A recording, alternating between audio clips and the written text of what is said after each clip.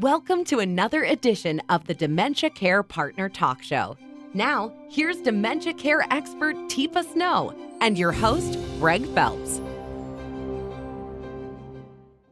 Hello and welcome to Teepa Snow's Dementia Care Partners podcast, brought to you by Positive Approach to Care. My name is Greg Phelps, and as usual, I'm joined by dementia care expert Teepa Snow. And Teepa, our topic today may offend some of our listeners: sexuality, which I know has been covered in the past. But I have a friend who cares for some her. of them, Greg. May offend, may excite, who knows? I have a friend who cares for her mom at home. Her mom sings and dances seductively whenever they're at the grocery store, the doctor's office, or wherever. And you can imagine that's a little bit challenging for families. And I'm sure I could come up with several other scenarios. But somehow, sex, seniors, and dementia wasn't anything that I had ever quite linked together before. Well, I'm not sure most people link sex and seniors together. We have a lot of issues, at least I think both in Canada and the US with our sexuality. If you go to some foreign, other countries, you'll find that, oh, well, oh my, yeah, no, that's wide open. And, so I think there's also this piece you haven't mentioned, which is sexuality and sensory experiences and things like care, intimate care experiences, and elimination versus intake issues. I mean, it's complicated, and human beings are built in an interesting way that we have waste removal at the bottom there, but we also have sexual excitement down in that region. And a way to produce children. And then after that, maybe you'll have grandchildren or great-grands, who knows? Or you may choose not to do any of that, but you may still enjoy the adventure. So, it's interesting, isn't it? So saying stop that isn't going to solve the problem? Yeah, probably not.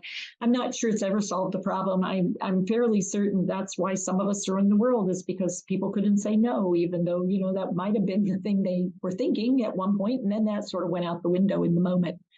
So I think, this idea of finding pleasure in being alive, some humans find pleasure in being alive by taking in things like eating or drinking things. Some people find pleasure in being alive by using their hands with objects and things around them, and they find great satisfaction in their eyes and their hands. Some people love moving, and so physically they get a lot of satisfaction from just moving around in the world. Other people like other people up close to them and doing a lot of touching. Now, that doesn't mean I want to have sex. It just means I want to be really close and really intensely engaged with you. But for some people, it's actually the sexuality piece that gets them excited, because they still have testosterone and they still have estrogen working for them. Maybe not at the levels that they had historically, but there's still enough going that they're getting the charge, they're getting that desire. And there are others that are like, yeah, that's not my thing anymore. Thank you very much. Not interested. And sometimes, guess what gets it going? What? Pericare. Taking somebody's clothes off, getting in really close and trying to get in somebody's, suddenly those things can, cleaning someone's armpits could actually get them, oh, you want to touch me? Let me touch you. And sometimes it's intentional and people are very well aware of what they're doing, and other times it's not. And maybe it might be trying to sustain a relationship that's changing. And in some folks, it's just simply a physical thing that they're doing because they like the physicality and they like the feelings, the sensations. And some people are like, yeah, no, I don't like that at all. I don't want it. But sometimes you have to start it to know whether or not you're going to like it. And sometimes you have to sort of move forward in it before you figure it out. It's complicated, but you got to be open to the idea. Or I guess you don't, but for me, I'm wide open to the idea. And it's not like I'm interested in anybody sexually there, but I do want to be aware, is it a sexuality issue, or is it a sensory issue, or is it some combination, or is it miscuing? Is it simple miscuing? And I think sometimes, or am I is somebody trying to force themselves on someone else?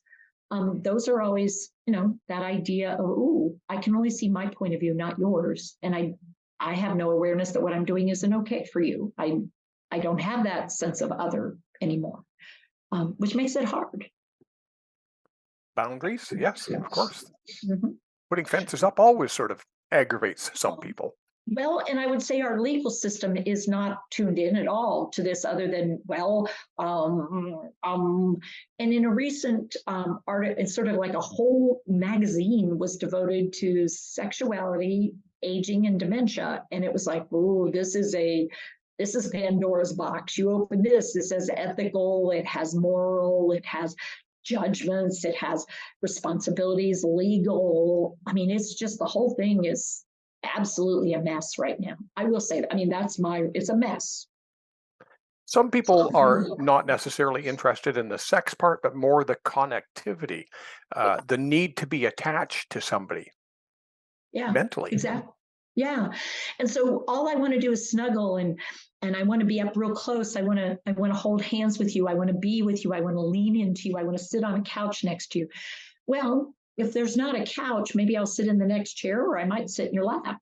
We're not sure until we can use the environment, if we're really concerned, to try something a little different, or maybe we can be supportive. I think what we don't have is a roadmap, and we certainly have no agreed upon things. I mean, even when you read, sort of the rules and the regs, you'll find a lot of it is interpretation. It's really somebody interpreting, and whoever has the most power, typically your interpretation might win, though I'm not sure it always should. So if somebody is trying to sort their way through this, can they phone and talk to somebody about this? How do we sort this out from, say, a care home operator's perspective or from a family member's perspective? Because care homes are sort of designed to protect people, and keeping two people apart might be their idea of protection, but it might be the worst thing in the world too. So Yeah. I mean, we have families involved. And so I think, yeah, we have people really set up. And usually I will say, when it gets complicated, guess where it comes? To me. So if there's question, if it's not a straightforward, this is what the guideline, this is what it is, more than likely try this, see what happens. Our consultants are very comfortable with the idea of coach it up, consult it over, ask questions. Let's bring in somebody who might be expert in legal issues in this state, in this situation. Here's some possibilities of what you could try. And they often will, get me involved, because we do want somebody who has a pretty broad range of background and has done this work over a period of time. That makes me incredibly flexible. And, oh, wait, I'm also a senior. Duh. if people want more information, it's a sensitive topic. We didn't really delve into it in any great detail in respect of other people's situations. We can't you can't generalize this topic. There's no sort of one scenario. So if I want to talk to somebody, who can I talk to?